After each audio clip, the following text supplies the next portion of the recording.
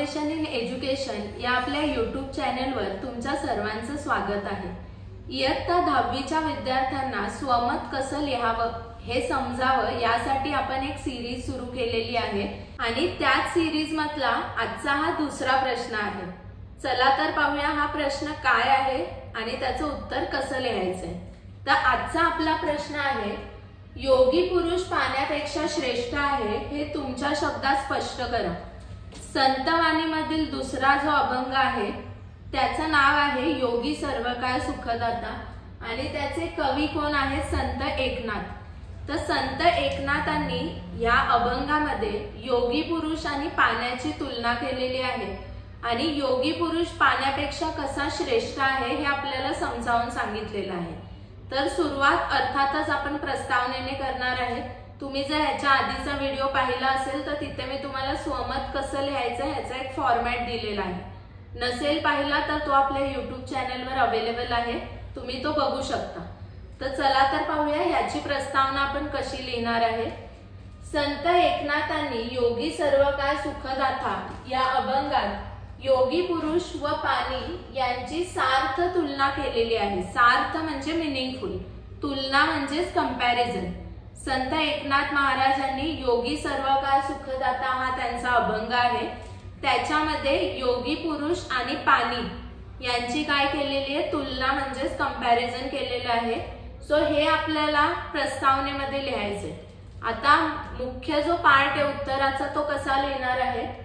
योगी पुरुष पाण्यापेक्षा श्रेष्ठ आहे हे सांगताना संत एकनाथ महाराज म्हणतात, पाणी हे फक्त वरवरचा मळ धुतो, म्हणजे आपल्या बॉडीला जर कुठली धूळ डर्ट काही लागलं असेल तर ते पाण्याने आपण काय करू शकतो? वॉश करू शकतो।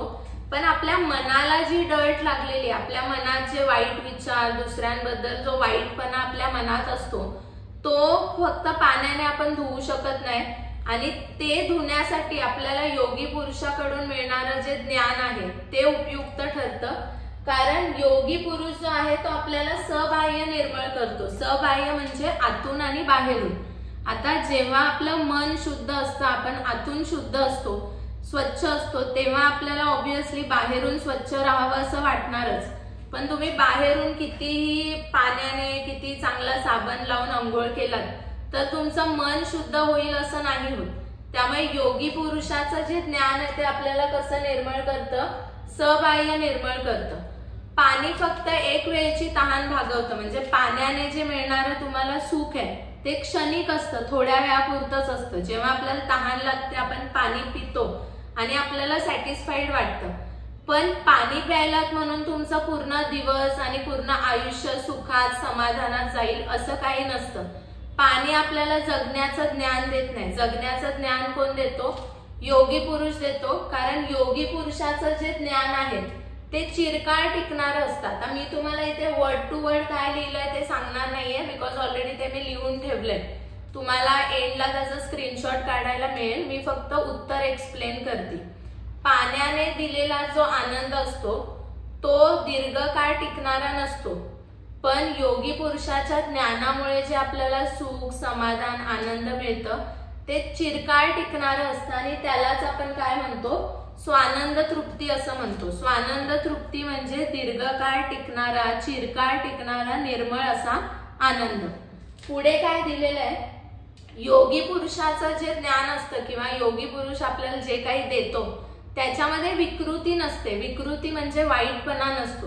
कधी कधी तुम्ही पाहिलं असेल काही माणसं एकमेकांना सेल्फिश मोटिव्हने हेल्प करतात, म्हणजे त्यांचा एक काहीतरी वाईट हेतू असतो समोरच्याला मदत करण्यामागे। पण योगी पुरुष आपल्याला जे ज्ञान देतात त्यामध्ये त्यांचा कधीच वाईट हेतू नसतो। वाईट हेतू म्हणजेच इकडे आपल्याला काय घ्यायचंय? विकृती नसते। आणि पुढे आहे की जो पाण्याचा गोडवा आहे, आता पाणी हे टेस्टलेस असतं आपल्याला सगळ्यांना माहितीये, पण पाणी कसं आहे आणि पाण्यामुळे काय आनंद मिळतो हे फक्त जिभेला कळतं। पण योगी पुरुष जे आपल्या कीर्तनातून त्यांच्याकडे असणारं जे आत्मज्ञान लोकांना देतात त्यामुळे आपले पूर्ण जे ऑर्गन्स आहेत, इंद्रिय आहेत ते काय होतात? शांत होतात। म्हणजे योगी पुरुष इन शॉर्ट काय करतात की माणसाचा उद्धार करत असतात। त्यांना आयुष्य कसं जगायचं, संकटांना तोंड कसं द्यायचं आणि पुढे कसं जायचं हे ते आपल्याला शिकवतात की जे पाणी आपल्याला शिकवू शकत नाही।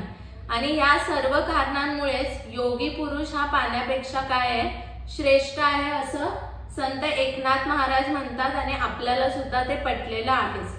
तर अशा प्रकारे जर तुम्ही उत्तर लिहिलात तर नक्कीच तुम्हाला त्याच्यामध्ये आउट ऑफ मार्क्स मिळू शकतात। सुरुवात ही प्रस्तावनेने होईल, मग जो मुख्य पार्ट आहे उत्तराचा आणि शेवटी एक कन्क्लुजन म्हणजे ते जे प्रश्नामध्ये लिहिलंय तेच तुम्हाला एंडला लिहायचंय। असेच क्वेश्चन आपण पुढच्या व्हिडिओमध्ये सुद्धा घेणार आहेत आणि ते तुम्हाला पाहायचे असतील आणि अजून तुम्ही आपल्या चॅनलला सबस्क्राइब केलं नसेल तर नक्कीच करा, कारण त्याच्यानंतर जेव्हा मी व्हिडिओ पोस्ट करेन तुम्हाला त्याचं सर्वात आधी नोटिफिकेशन मिळेल। आणि मराठी विषयात जास्तीत जास्त गुण मिळवण्यासाठी हे तुमच्यासाठी नक्कीच गरजेचं आहे। सो मी आता थोडं साईडला होतीये, तुम्ही ह्याचा स्क्रीनशॉट घ्या। पुढच्या व्हिडिओमध्ये पुन्हा भेटूया। थँक्यू।